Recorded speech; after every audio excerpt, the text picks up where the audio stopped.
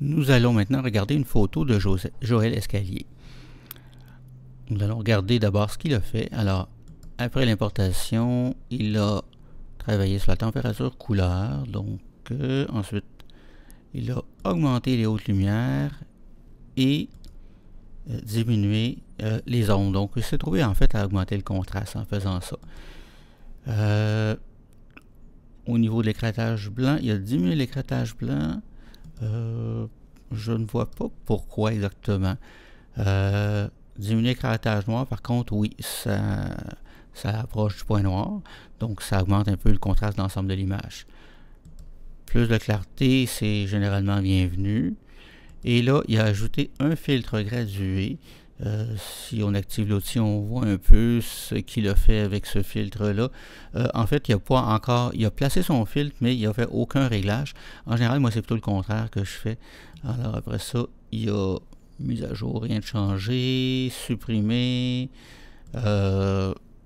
replacer le filtre gradué. Donc, il est rendu là. Toujours pas de réglage, alors mise à jour réglage de l'exposition, donc assombri légèrement, assombri un peu plus, assombri encore un peu plus, toujours plus, déplacement du filtre, et là ensuite il a joué avec le contraste, ce qui a augmenté, éclairci tout ce qui est plus clair que le gris moyen et assombri tout ce qui est plus sombre que le gris moyen.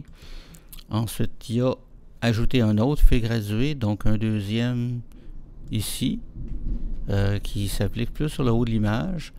Et ensuite, les réglages, donc il a abaissé la température du haut de l'image. Il a déplacé le fil gradué à différents endroits pour lui donner plus de largeur. Voilà, c'est à peu près ça. Donc, déplacement jusqu'ici. Alors, nous allons voir si nous pouvons faire mieux. Donc, on va commencer par initialiser la photo. On va terminer avec le fil gradué. Alors, on voit que cette photo-là, ici, comme elle était au départ, donc, on ferait presque toute la largeur. Mais quand on fait une photo, on commence par regarder le plus gros défaut. Donc, on peut ajuster la température. Là, me semble pas si mal. On va voir si on peut obtenir quelque chose de mieux. Alors, il y a des endroits ensoleillés ici. Il y a des endroits qui sont peut-être un peu plus à l'ombre. Alors, je vais essayer de partir de là. Donc, ça rend la photo un peu plus ensoleillée. Et je pense qu'avec cet ajustement-là, donc ce que j'ai fait essentiellement, c'est que j'ai dit à Lightroom, voilà, à cet endroit-là, ça doit être un ton neutre, donc un niveau de gris quelque part dans la gamme des gris. Et à ce moment-là, ça ajuste la température couleur et la teinte en fonction de cette photo-là. Alors, on voit ici qu'on n'a pas de valeur température couleur, ce qui est normal parce que c'est un fichier TIFF, donc un fichier TIFF qui a probablement été créé avec un logiciel à partir de plusieurs photos. C'est un fichier TIFF, j'ai vérifié dans Photoshop tantôt, c'est un fichier TIFF à 8 bits, donc peut-être que ça vient de 3 JPEG, peut-être que ça vient de 3 fichiers ronds, on ne peut pas le savoir à ce stade-là. Mais le fait que ce soit 8 bits, on est plus probable que ça vienne à partir de fichiers JPEG parce que les fichiers JPEG sont limités à 8 bits. Le fait de mettre ma température couleur ici, ça a diminué la teinte, donc c'était un petit peu rosé et c'était un petit peu trop froid, trop bleuté, donc ça l'a réchauffé un peu. Et ça me semble assez honnête, le ciel semble avoir sa bonne couleur, la neige aussi, donc on voit qu'il y avait du soleil, on voit ici les petites ombres bleutées, donc ça semble honnête comme température couleur, donc à cet endroit-là. Si j'avais cliqué ici, comme c'est un peu plus jaune à cause que c'est plus dans le soleil, donc ça aurait été c'est ça qui aurait été blanc, donc le reste aurait été plus bleuté. Donc je pense que ce réglage est intéressant. Ensuite, une fois qu'on a fait ça, on peut ici, comme l'Instagram ne fait pas toute la longueur, on peut déplacer la droite vers la droite jusqu'à ce qu'on arrive, jusqu'à ce que le triangle s'allume. Et le noir vers la gauche jusqu'à ce que le triangle s'allume du côté gauche dans l'Instagram. Donc, ça s'allume en bleu maintenant. Et voilà. Et là, la photo a légèrement plus de contraste. Si je reviens en arrière dans l'historique, alors, on voit qu'elle est un petit peu plus contrastée juste à cause de ça. Simplement qu'on utilise maintenant toute la plage lumineuse complète l'entièreté de la plage lumineuse disponible. Avant, l'histogramme ne faisait pas toute la largeur, donc il y avait une partie dans les hautes lumières et dans les traits sombres qui ne servaient pas. Maintenant, la clarté, généralement, ça donne du relief, un 3D à la photo. Donc, on peut y aller peut-être à... On regarde ça, c'est trop. Alors, on ajuste jusqu'à temps que ça soit... que ça reste naturel. Donc, autour de 40, là, ça me semble correct. Si je reviens en arrière, on voit que la photo est plus plate. Ici, ça y donne du relief. Ça joue sur des contrastes d'une façon très très sophistiquée. La recette est certainement secrète chez Adobe, mais ça donne un excellent résultat et j'en mets dans la plupart de mes photos. Je vérifie seulement si ça ne fait pas de dégâts quelque part. Ici, c'est pas le cas. Maintenant, après ça, la photo, l'Instagram, si on remarque, bon, en mettant de la clarté, ça l'a fait défoncer un petit peu de chaque côté. On pourrait réajuster légèrement le blanc et le noir, mais on voit que l'ajustement est très minime. Donc, ça fait pas, mais on ne l'aurait pas fait, ça n'aurait pas changé grand-chose. On peut comparer avec avant. Alors, on voit que la différence est à peine perceptible. Maintenant, cette photo-là, on voit que les bouts de l'histogramme sont plutôt... Il n'y a pas beaucoup de pixels dans les deux bouts. Et donc, on a des tons clairs, des tons sombres. Alors, si on utilise contraste, ça va se trouver à rendre les tons clairs plus clairs et les tons sombres plus sombres. Donc, par conséquent, ça va augmenter, la neige va sembler plus brillante.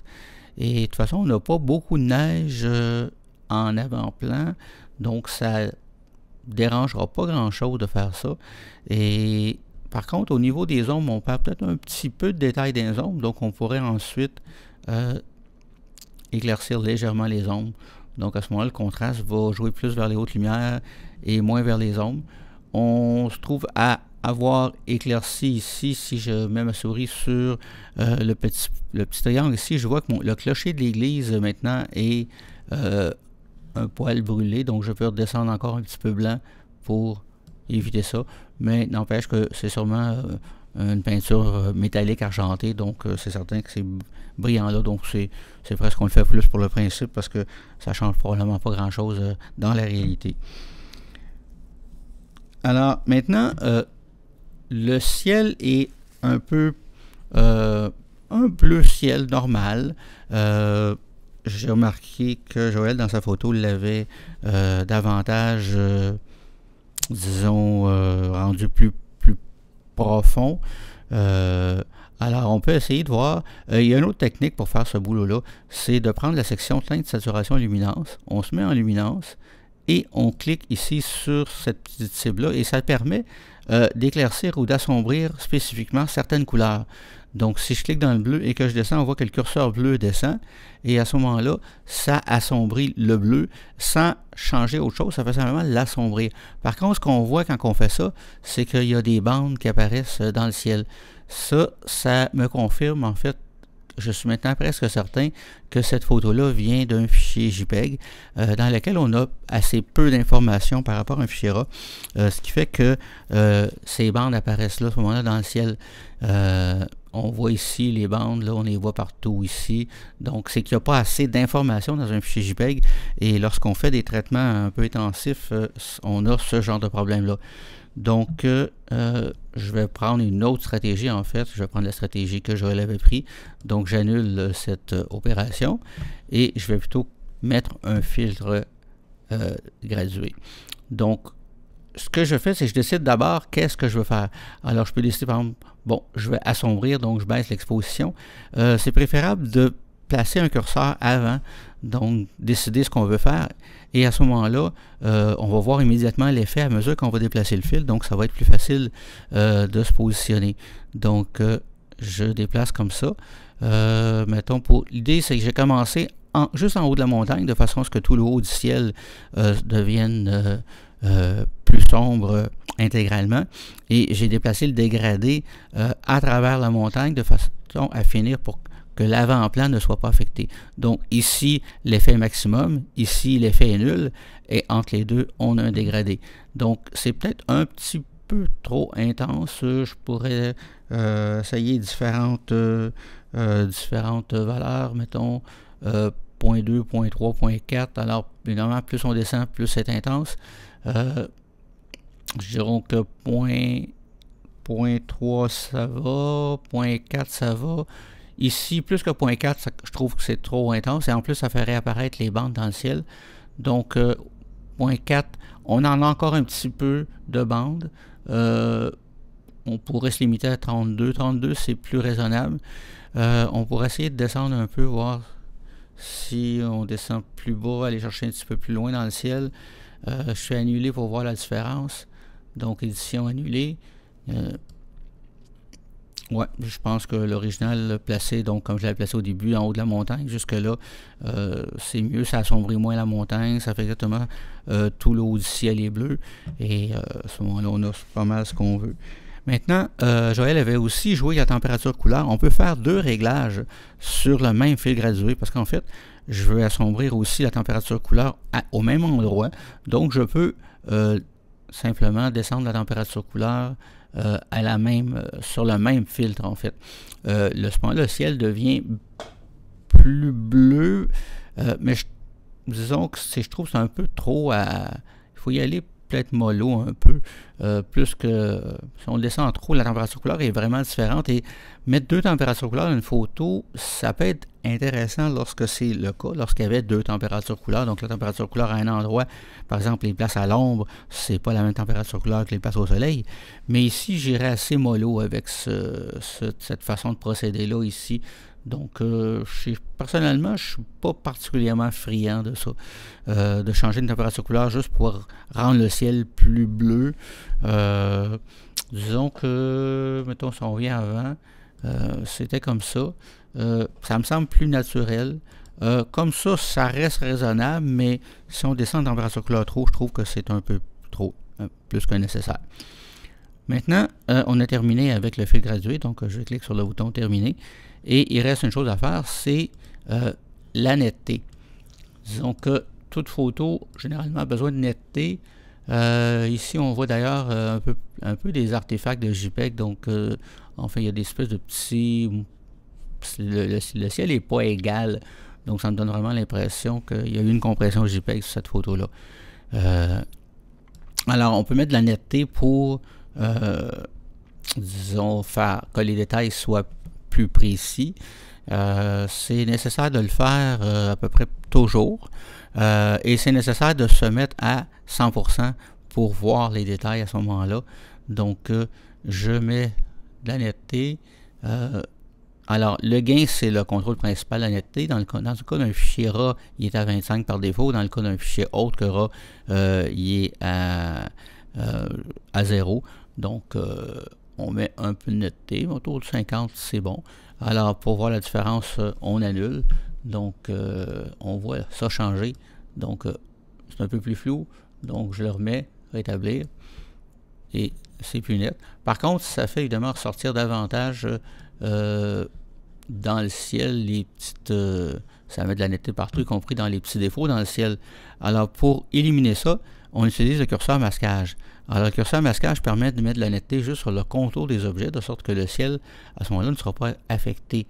Donc, on déplace masquage, et pendant qu'on déplace masquage, on appuie sur la touche Option sur Mac ou Alt sur Windows, et à ce moment-là, on voit du blanc et du noir. Alors, ce qu'il faut savoir, c'est que la netteté va être mise uniquement sur les zones qui sont actuellement en blanche dans la photo.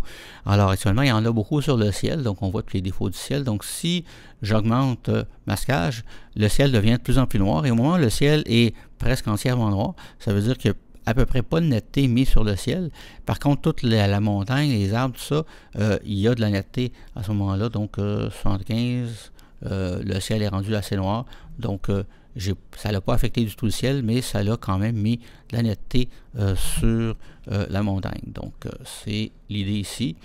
Alors maintenant, ce qu'on peut faire, c'est qu'on peut se mettre en mode remplissage pour voir au maximum la photo, enlever les deux côtés, et puis là je peux déplacer la photo pour avoir une bonne idée maintenant, plus haute résolution un peu, voir un peu plus cette photo là. Étant donné que c'est une photo panoramique, c'est une façon intéressante de procéder pour avoir la photo plus grande, parce qu'évidemment si on affiche toute la photo d'un coup, on n'en voit pas beaucoup dans ce cas-ci. Et voilà, donc je remets les deux volets de gauche, je reviens à adapté. Alors je peux finir par voir à 1,1 et là j'enfonce la touche Home sur mon clavier pour me placer dans le coin gauche, supérieur gauche de la photo, et là je fais Page Down pour descendre dans la photo et vérifier s'il n'y a pas de petits défauts que j'aurais pas vus. Alors quand on est rendu dans le bas de la photo, si on fait un autre Page Down, on passe à la colonne suivante finalement, donc en haut un petit peu plus à droite, et de toute façon à descendre comme ça, puis chercher tous les petits défauts qu'on pourrait voir, etc. Donc l'autre colonne, le ciel n'est pas parfait, mais ça reste raisonnable. Je pense que dans une impression, ça ne devrait pas paraître.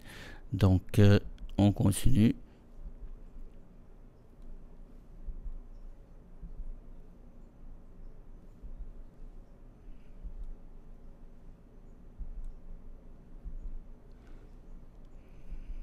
Alors, ça fait beaucoup de colonnes parce que c'est un panoramique. Donc, généralement, on serait déjà rendu à droite de la photo.